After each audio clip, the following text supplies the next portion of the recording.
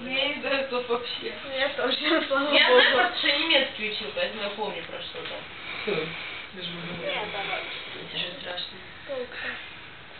В общем, когда я говорила о визуальном костюме Поттера, я имела в виду нечто подобное. Какое? Типа того. С юбочкой вот этой вот сзади. Кошмар какой. Мне это клево нужно.